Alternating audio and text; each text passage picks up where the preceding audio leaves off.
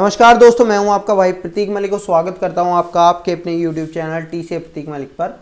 और जब से मैंने हिंदी पेडागोजी की वीडियोस बनाई है, मेरे पास एक क्वेश्चन बार बार आ रहा था। वो कमेंट्स में पूछ रहे थे, कई बार टेलीग्राम पे पूछ रहे थे, कई बार व्हाट्सएप पे पूछ रहे थे कि सर हिंदी के लिए हमें ये भी बता दीजिए कि हम पैसेज या पोइट्री को किस तरह से सोल्व करें, हम गद्यांश या पद्यांश को किस तरह से सोल्व करें। तो आज हम उसी के बारे में बात करेंगे इस वीडियो में। तो वीडियो स्टार्ट करने से पहले अगर आपने मेरे टेलीग्राम चैनल को ज्वाइन नहीं किया है तो आप ज्वाइन कर सकते हैं। TCF प्रतीक मलिक जो हमारे यूट्यूब चैनल का नाम है, यही हमारे टेलीग्राम चैनल का नाम है, ठीक है।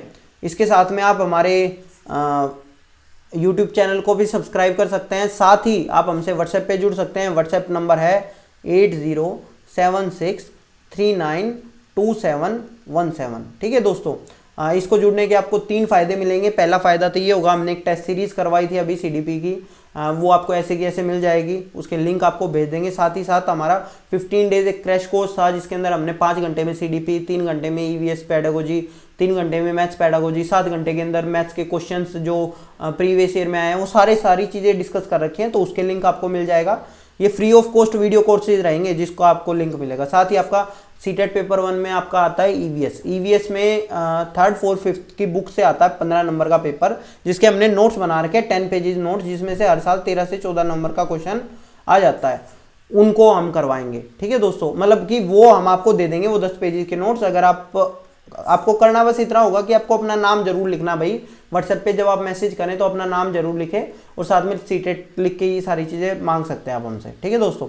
तो चलिए वीडियो स्टार्ट करता हूँ। सबसे पहले तो मैं एक डिस्क्लेमर कह लो या ये सारी चीज़ कह लो, कुछ भी मान लो आप इस चीज़ को, मैं आपको बताना चाहता हूँ कि मैं पर्सनली इस चीज़ को इतना ज़्यादा बढ़ावा नहीं देता कि मैं स्पून फीडिंग कराऊं। मैं जो अध्यापक लगने वाले हैं मैं उनको ये बताऊं कि आप पैसेज कैसे सोल्व करो, समझ रहे हो, कि आपको पैसेज कैसे सोल्व करना चाहिए ना। मेरा मानना ये है कि जो पैसेज सोल्व करने का तरीका होता है या पोइट्री सोल्व करने का तरीका होता है वो हर बंदे का एक यूनिक तरीका होता है। जो उसका लर्निंग स्टाइल होता है उसको सूट करे वो तरीका वो अपने आप डेवलप कर लेता है। कोई बता नहीं सकता कि कैसे पैसेज सोल्व करना है, कैसे पोइट्री सोल्व करनी है, क्योंकि हो सकता है जो किसी और के लिए अच्छा हो वो मेरे लिए अच्छा ना हो, ठीक है। तो इस वीडियो के अंदर बस मैं यही ट्राई करूंगा कि जो मेरी अप्रोच होती है, जिस तरह से मैं पैसेज और पोइट्री सोल्व करता हूं, मैं वो आपको दिखा दूं। समझ में आया? मैं दिखा ही सकता हूं आपको, बट मैं ये नहीं कहूंगा आप इसको अपना ही लो, समझ रहे हो। तो चलिए स्टार्ट करते हैं। सबसे पहले पहली बात तो ये पैसेज है भाई, पैसेज आया है दिसंबर 2019 में, सीटेट में ही आया था। तो अब ये जो पैसेज है, मैं कभी भी पैसेज को पहले नहीं पढ़ता। अलग अलग लोगों के अलग अलग तरीके मैंने बताया था। मेरा तरीका ये होता है, मैं ये मानता हूं कि जितने उसके अंदर क्वेश्चन दिए हुए हैं ना, मैं पहले उन क्वेश्चंस को पढ़ूंगा और मेरे को एक पैसेज का एक थीम पता चल जाएगी, या मुझे उसकी थोड़ा सा अंदाजा हो जाएगा वो पैसेज किस बारे में है, समझ रहे हो। तो सबसे पहले मैं यही काम करूंगा आपके सामने भी। कह रहे हैं अनुच्छेद के आधार पर हमें किस पर सर्वाधिक ध्यान देने की जरूरत है। इसका मतलब एक चीज है कि इनमें से क्या बात की गई होगी, इसका मतलब इस पैसेज में इसके बारे में बात की गई होगी ना, कि आप अनुच्छेद के आधार पर हमें किस पर सर्वाधिक ध्यान देने की जरूरत है। या तो वो विज्ञान पर ध्यान दिलवाते होंगे, या वो कला प्रवृत्ति पर ध्यान दिलवाते होंगे, या वो किशोर अवस्था पर या बाल्यावस्था पर, मतलब इन सारी चीजों में से ध्यान दिलवाते होंगे। अब देखो, दो जो ऊपर वाले चीजें हैं ये सब्जेक्ट से रिलेटेड हैं, नीचे वाली दो चीजें हैं वो हमारी अवस्थाएं होती हैं, डेवलपमेंट विकास की अवस्थाएं होती हैं, उसके आधार पर है। तो या तो हमारे इनमें से कोई सा एक आंसर होगा या इनमें से कोई सा आंसर होगा, ये वाली चीज हो सकती है आपका, ठीक है। तो चलिए नेक्स्ट पे चलते हैं भाई। जो आपका अगला क्वेश्चन है, अगला क्वेश्चन कह रहे हैं कि अनुच्छेद के अनुसार गणित, भूगोल, इतिहास। देखो भाई यहाँ पे विषय की बात आ गई, तो इसका मतलब किशोर अवस्था या बाल अवस्था मेरे को ऐसा लग रहा है कि आंसर नहीं होने वाला।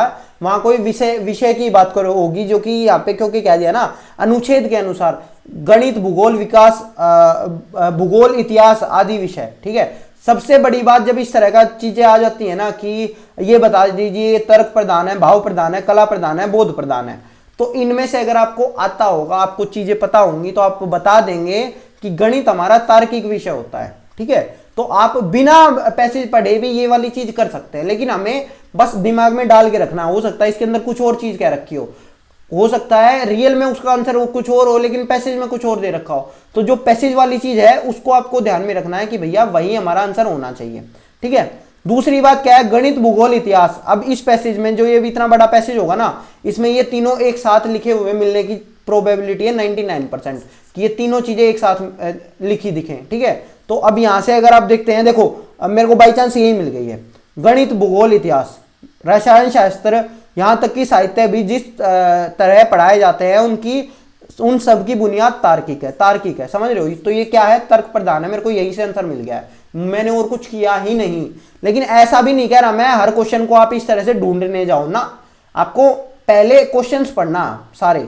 ठीक है दोस्तों, अब देखो क्या कह रहे हैं, ज्ञान विज्ञान को बहुत अधिक महत्व देने का कारण देने के कारण समाज उन्नति कर रहा है। मतलब कि एक चीज को, ज्ञान विज्ञान को बहुत महत्व दिया जाता है, इनका मतलब ये है। ठीक है, तो इसका मतलब अब ऊपर वाला क्वेश्चन था जो, तो देखो ये कई चीजें आपको ऊपर से पता चल जाती है। कह रहे हैं अनुच्छेद के आधार पर किस पर सर्वाधिक ध्यान देने की जरूरत है। अब देखो यहां से आंसर हमारा कट गया, क्योंकि कह रहे हैं इसके कारण ज्ञान विज्ञान पर देने पर। ठीक है, तो ज्ञान विज्ञान लिख दिया था ना उन्होंने विज्ञान को, तो ज्ञान विज्ञान वाली चीज लिख दी थी। इसका मतलब हमारा ऑप्शन यही हो सकता है, कला परिवर्ती। लेकिन अभी हम इस चीज पे जा नहीं रहे हैं। ठीक है, क्योंकि उस पे तो कारण भी दे दिया ना कि उसके कारण हो क्या रहा है, उसके कारण क्या कह रहे हैं, उसके कारण समाज उन्नति कर रहा है, समाज विभाजन कर रहा है, समाज सृजन की राह पर है, समाज विध्वंस की राह पर नहीं है। अब एक और चीज है, देखो चारों ऑप्शन आपको कैसे दिख जाएंगे कि एक ऑप्शन तो कह रहा है उन्नति कर रहा है, ये चीज है समाज के लिए अच्छी है, समाज का विभाजन हो रहा है ये समाज के लिए बुरी है।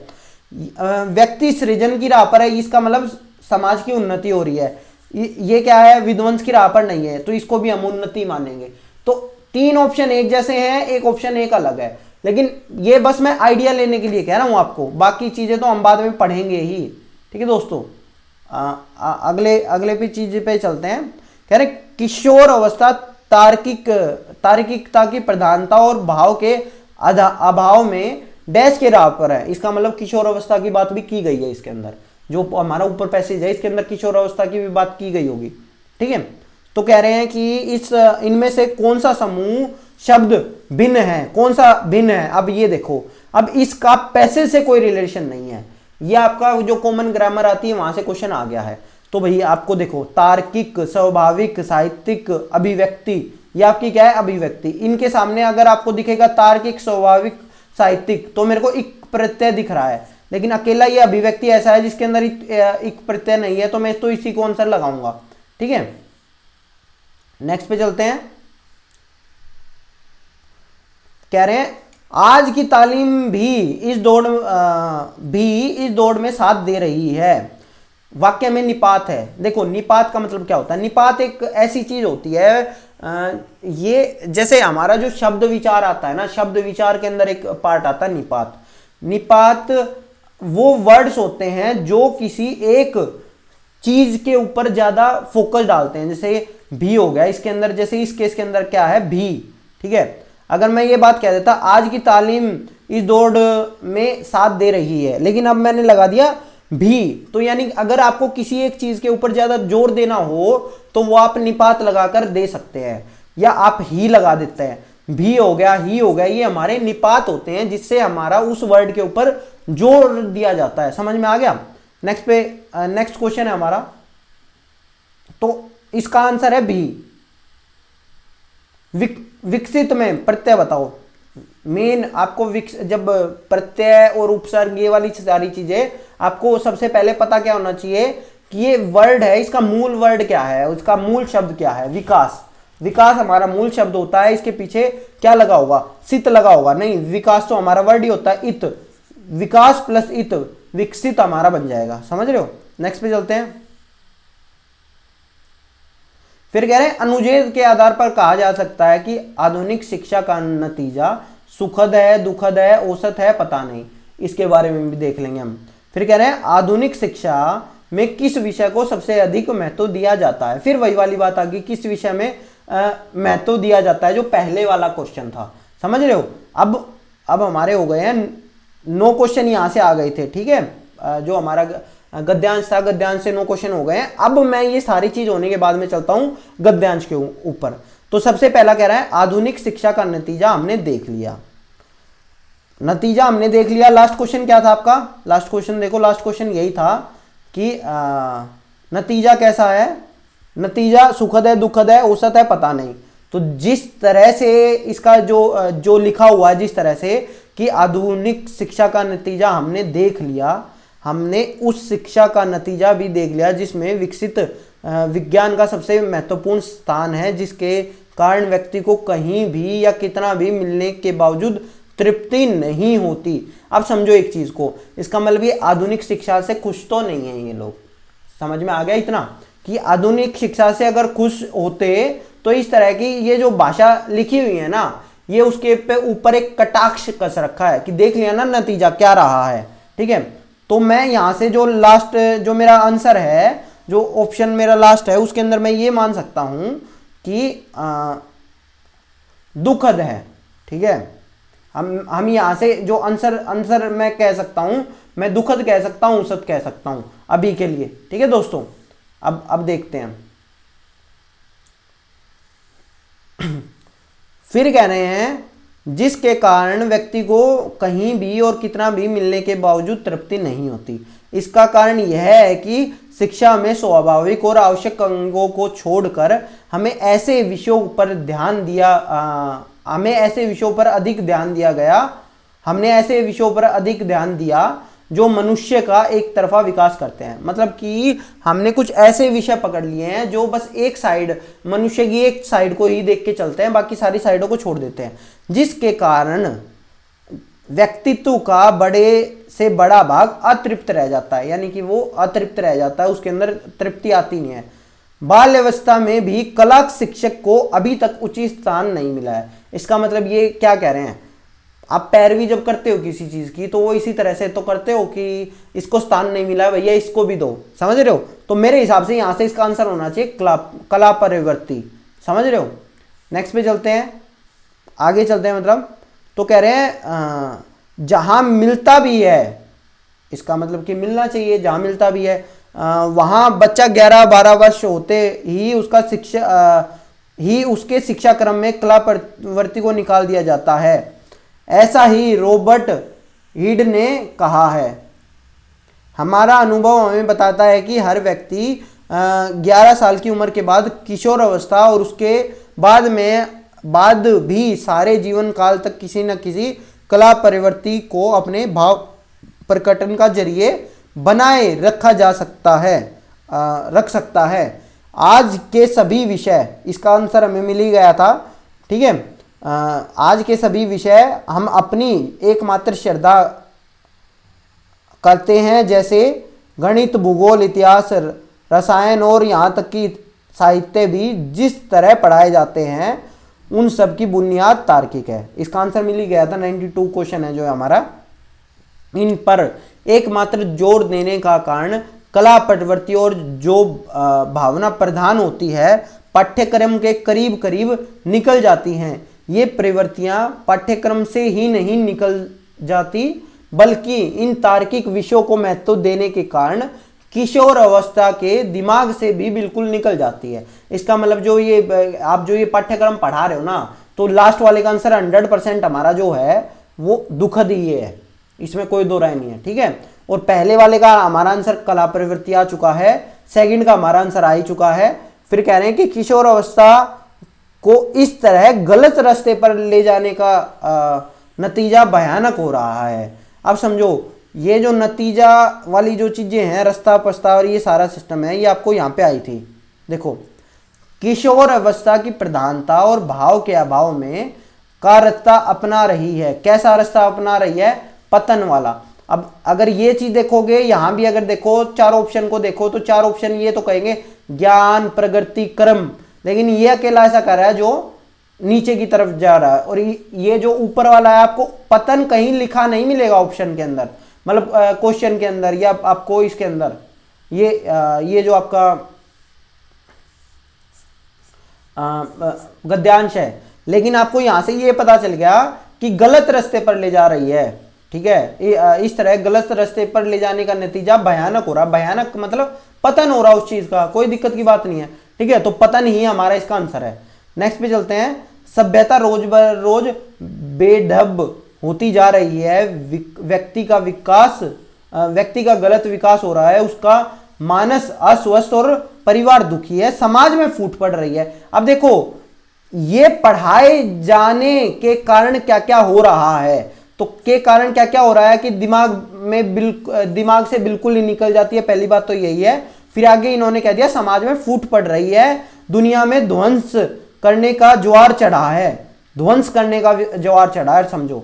अब देखो, अब ये ध्वंस विध्वंस मैंने पढ़ा था, ये रहा ज्ञान विज्ञान का बहुत अधिक महत्व देने के कारण क्या हो रहा है, हमारा विध्वंस नहीं हो रहा है, हमारा समाज उन्नति कर रहा है, हमारे समाज में फूट पड़ रही है। अब देखो वहां लिखा था फूट और यहां लिख दिया विभाजन, लेकिन मतलब सेम है। तो अगर आप खाली विभाजन विभाजन करते हुए घूमोगे अपने पैसेज में तो हो सकता है आपको मिले ही ना, तो इस वजह से आपको पैसेज समझना पड़ेगा। तो ये हमारा विभाजन इसका आंसर है, ठीक है दोस्तों। तो आपका अगर देखोगे यहां से तो मेरे आंसर हो ही चुके क्या। अब मैं देखता हूं मैं कितने आंसर मेरे हो चुके हैं और कितने रहते हैं, ठीक है। आगे भी पढ़ लेते हैं एक बार, ठीक है उसका, ठीक है। इस भयानक अवस्था को हमारा ज्ञान विज्ञान सहारा दे रहा है, आज की तालीम भी इस दौड़ को सहारा दे रही है। पहला हो गया, पहले का आंसर है हमारा कला प्रवृत्ति, सेकंड का तर्क प्रधान। ये जो तीसरा क्वेश्चन था इसका आंसर था हमारा विभाजन हो रहा है, ठीक है। तीसरे वाले का आंसर था विभाजन हो रहा है, ठीक है दोस्तों। नेक्स्ट पे चलते हैं। यहां पतन था इसका आंसर। नेक्स्ट पे चलते हैं। इसका भी हो गया था हमारा, कोई दिक्कत की बात नहीं है, इसका भी हमारा हो गया था 96 वाले का। 97 भी हम कर चुके थे। 98 हमारा दुखद हो गया था। 99 की अगर बात करते हैं, आधुनिक शिक्षा में किस विषय पर सबसे अधिक महत्व दिया जा रहा है, तो ज्ञान विज्ञान को दिया जा रहा था, तो यही हमारा आंसर है, ठीक है दोस्तों। इस तरह से जो मैंने आपका गद्यांश वाला पार्ट था ये आपको समझाते हुए भी 17 मिनट में कर दिया। अभी आपके 17 मिनट चल रहे हैं, जिसमें 2 महीने में मैंने 2 मिनट में मैंने इंट्रोडक्शन भी दिया था। तो अगर आप इस तरह से, अगर मैं इस तरह से करता तो इस पूरे के पूरे पैसेज को 5 से 6 मिनट के अंदर मैं कर देता, ठीक है। चलिए अब नेक्स्ट एक बार पद्यांश भी देख लेते हैं। पहली बात तो देखो ये पद्यांश में कितनी चीजें आ रखी हैं। 4 लाइन का हमारा, 4 अगर पैरा का मैं कहूं तो ये पद्यांश है। तो स्टार्टिंग से बात करते हैं इसके ऊपर। देखिए इसके अंदर भी अगर मैं बताता हूं तो मैं यही काम करता हूं कि पहले मैं इन सारी चीज़ों को पढ़ लेता हूं, उसके बाद देखता हूं कि आखिर ये है क्या, ठीक है, पैसेज या पोएम आपकी है क्या, ठीक है। चाहे बेशक छोटी है लेकिन फिर भी मैं पहले इसको पढ़ना पसंद करता हूँ। अब देखो एक चीज़ और बताता हूँ, जब आप पोएम करते हो ना, अगर आपने हिंदी 1 ली है तभी आपके में पोएम आएगी, पहली बात तो यही है। अगर हिंदी 2 ली है आपने तो आपके में पोएम नहीं आने वाली। लैंग्वेज 2 अगर आपने हिंदी ली है तब आपके में पोएम नहीं आएगी, लेकिन अगर लैंग्वेज 1 आपने हिंदी ली है तो आपके में पोएम आएगी। अगर आपने लैंग्वेज 1 हिंदी ली है तो आपको मैं कुछ चीज़ बताता हूँ। पोएम करने के लिए जो हमारी पोएम होती है ना, वो पूरी की पूरी आपका संधि समास या जो आपकी पोएटिक डिवाइस होती है, पोएटिक डिवाइस यानी कि अलंकार या आपका जो प्रत्यय होते हैं, या एक शब्दों के लिए अनेक शब्द, अनेक शब्दों के लिए एक शब्द, या आपके पर्यायवाची, इनके ऊपर बहुत ज़्यादा डिपेंड रहेगी आपका, मतलब आपका जो शब्दकोश होगा ना, वो शब्दकोश कैसा है वो बहुत ज़्यादा आधार होगा। आपको वोकैबुलरी कितनी ज़्यादा अच्छी है आपकी, वो आपका यहाँ देखा जाता है। समझ में आया? तो चलिए सबसे पहले हम यही देखते हैं चीज़ों को एक एक करके। तो भैया क्वेश्चन पहला कह रहे हिम क्रिकेट का आशय है क्या? हिम क्रिकेट, अब देखो एक चीज़ है, जो बंदा इसको तोड़ना जानता है तो उसको पता चल जाएगा कि हिम क्रिकेट का, हिम का मतलब होता है बर्फ, तो इसका आंसर बर्फ का मुकुट हो जाएगा। मैंने अभी तक वो पढ़ा नहीं है, हो सकता है पढ़ के मेरे को समझ में भी ना आए और मैं इसको आंसर यहीं से बर्फ, ये हिम से ही लगा के मैं बर्फ का मुकुट लगा दूंगा यहीं से। समझ में आ गया? अब नेक्स्ट देखते हैं एक बार 101 कह रहे नगपति का विग्रह। अब देखो ये समास है, मैंने संधि के ऊपर वीडियो बनाई है, अगर आप कहोगे तो समास के ऊपर मैं वीडियो बना दूंगा।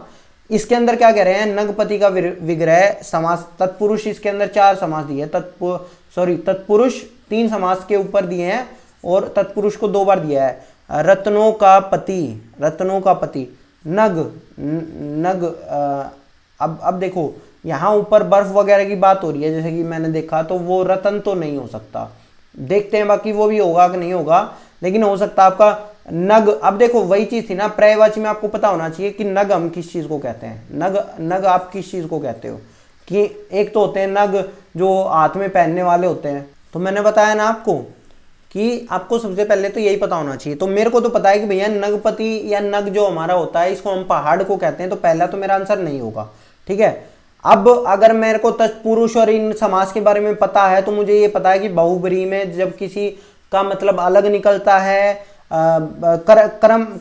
कर्मधारय मेरा अलग तरह का समास होता है, तत्पुरुष होता है जिसके अंदर नगों का पति, यही मेरा आंसर रहेगा, तीसरा मेरा आंसर रहेगा, ठीक है। तो मैं समास के ऊपर एक अलग से वीडियो बनाऊंगा, वो आप देख लेना, आपको ये समास क्लियर हो जाएंगे कि कौन सा किसका समास होता है, ठीक है दोस्तों। नेक्स्ट क्वेश्चन है मेरा, किस पंक्ति में कहा गया है कि हिमालय शक्ति की ज्वालाओं का ढेर है। अब देखो पंक्ति की बात कर रहे हैं, अब मैं ये तो पढ़ ही नहीं रहा हूं अभी तक, मैं अभी यही देख रहा हूं कि ज्वालाओं को ढेर है, तो ज्वालाओं का ढेर है शक्ति, तो उसके अंदर शक्ति की बात की हो गई उस पंक्ति में और ज्वाला की बात की गई होगी। तो युग युग अजय निर्बंध मुक्त मेरे भारत के दिव्य भाल, इसमें भी कोई बात नहीं है। पौरुष के पूंजीभूत ज्वाल, अब जो ये ज्वाल है आपको पता होना चाहिए, जो ज्वाल है यही हमारी ज्वालाओं की बात हो रखी है, बाकी लास्ट वाले में भी नहीं है, पहले और दूसरे में भी नहीं है, तो तीसरा ही हमारा उत्तर हो जाएगा, समझ रहे हो।